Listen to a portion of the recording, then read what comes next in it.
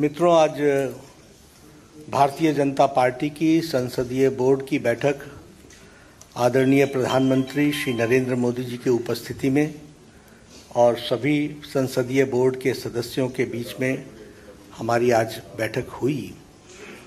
और हम सब लोग जानते हैं कि 15 जून को राष्ट्रपति के चुनाव की अधिसूचना जारी हुई थी और उसी समय ये अधिकृत किया गया था पार्टी की ओर से कि हमारे वरिष्ठ नेता भारत के रक्षा मंत्री श्री राजनाथ सिंह जी और मैं पार्टी के अध्यक्ष के रूप में विभिन्न घटक दलों से और हमारे जो यूपीए के पार्टियां हैं उनके नेता उनके साथ हम बातचीत करें और बातचीत करके राष्ट्रपति के चुनाव के लिए सर्वसम्मति बनाते हुए हम आगे बढ़ें।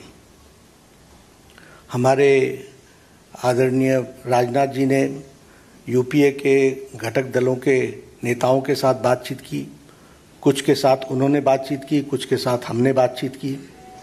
बातचीत का दौर चलता रहा, लेकिन कोई सर्वसम्मति पर आने की बात हो नहीं पाई और नामों की चर्चा के बारे में भी कोई सर्वसम्मति नहीं हो पाई।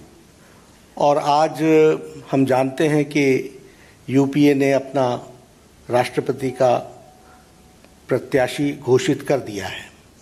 इसलिए आज की बैठक में हम सब लोग जो संसदीय बोर्ड के सदस्य थे, सब इस मत के आए कि भारतीय जनता पार्टी एनडीए अपने सभी घटक दलों के साथ बातचीत करते हुए हम राष्ट्रपति चुनाव में अपना प्रत्याशी घोषित करें, क्योंकि यूपीए ने घोषित कर दिया। हम चाहते थे कि सर्वसम्मति से कैंडिडेट आए, क्योंकि राष्ट्रपति का चुनाव सर्वसम्मति से होता है तो अच्छा रहता है।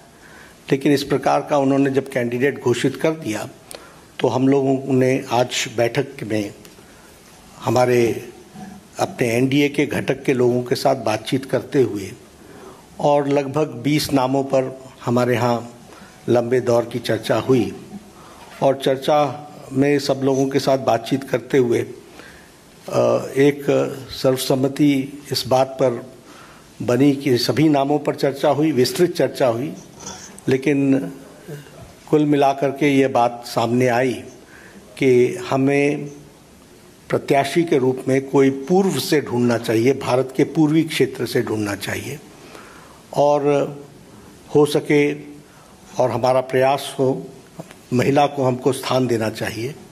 और आज तक कोई आदिवासी ट्राइबल प्रत्याशी राष्ट्रपति के रूप में नहीं आया है, इसलिए हमें ट्राइबल पर और पहली बार कोई ट्राइबल को भारतीय एनडीए की तरफ से हम कैंडिडेट बना सकेंगे, ऐसा संसदीय बोर्ड पार्लियामेंट्री बोर्ड का मत था। और इसलिए श्रीमती द्रौपदी मुर्मू इनको राष्ट्रपति का प्रत्याशी घोषित किया गया है एनडीए की तरफ से।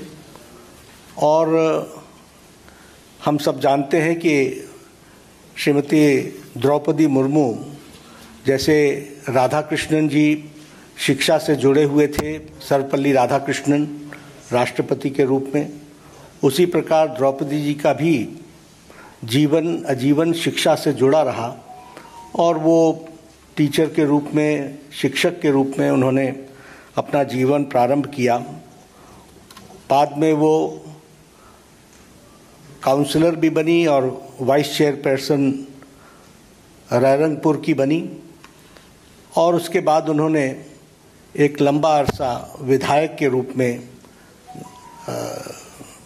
देखा और विधायक के रूप में वो मंत्री बनने का भी उनको सौभाग्य मिला। उन्होंने सरकार में मंत्री के रूप में भी गवर्नमेंट ऑफ उड़ीसा में transport, commerce, animal husbandry ministry और फिशरीज मिनिस्ट्री को भी उन्होंने संभाला।